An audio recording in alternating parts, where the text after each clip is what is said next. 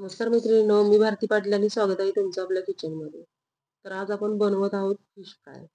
तुम्ही बघू शकता आवरण जरा सुद्धा निघालेलं नाही, तर त्यासाठीची खास ट्रिक मी पुढे तुम्हाला सांगणार आहे. तर सुरमई घेतली आहे, जवळजवळ अर्धा किलो वजनाची सुरमई असेल.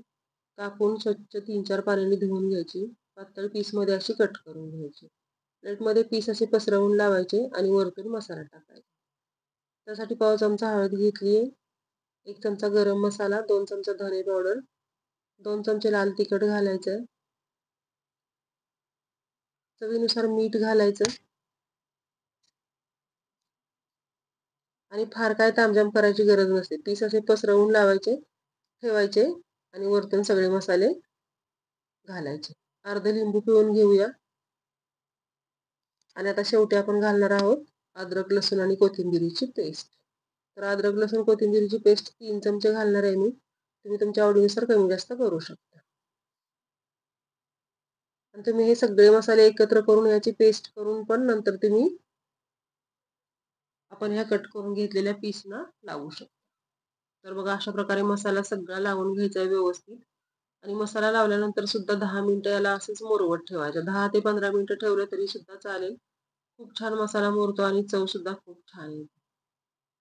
अशा प्रकारे सगळा मसाला लावून घ्यायचा व्यवस्थित आणि एकावर एक पीस ठेवून द्यायचे. 10 मिनिटं झाली आहेत. छान मसाला लागलाय सगळीकडे तुम्ही बघू शकता. आता आपण त्याच्यासाठी आवरण तयार करूया. तर आवरणासाठी बघा मी 7-8 चमचे रवा घेतलाय, 1 चमचा घाटी मसाला घेतलाय, पाव चमचा मीठ घेतलं. आता हा जो घाटी मसाला त्याचे जरा गुठळ्या असतात, गुठळ्या फोडून घेऊया. रवा आणि मसाला सगळा व्यवस्थित मिक्स करूया. मीठ एकदम कमी घ्यायचंय कारण आपण आधी मीठ घातलेलं आहे. तिखट सुद्धा तुमच्या आवडीनुसार कमी जास्त तुम्ही करू शकता.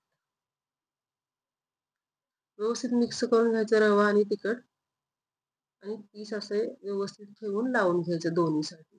आता हा रवा लावल्यानंतर हे जे पीस आहेत सुरमईचे ते एकावरती एक ठेवायचे.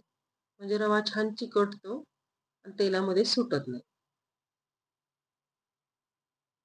जवळजवळ 10 ते 15 मिनिटं पीस असेच ठेवून द्यायचे आणि नंतर आपण तळायला घ्यायचे.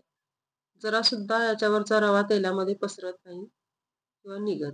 आणि खूप छान आवरण तसंच राहतं. छान कुरकुरीत तयार होते मच्छी. तर अशा प्रकारे आपले सगळे पीस बघा लावून झालेत आणि याला आपण 10 मिनिटं रेस्ट करायला ठेवणार आहोत.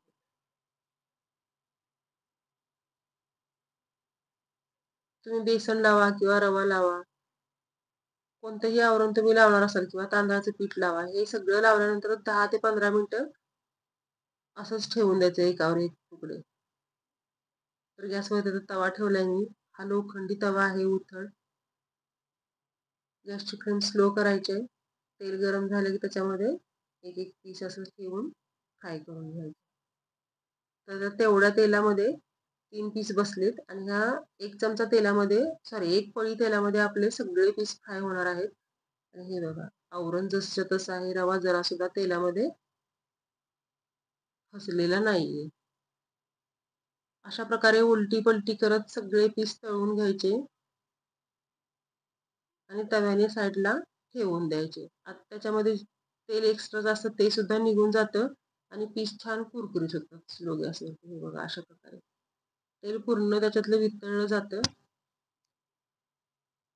आणि असे एक एक 2-2 पीस बसतील तेवढे घालून व्यवस्थित असे तळून घ्यायचे. लसूण ऑप्शनल आहे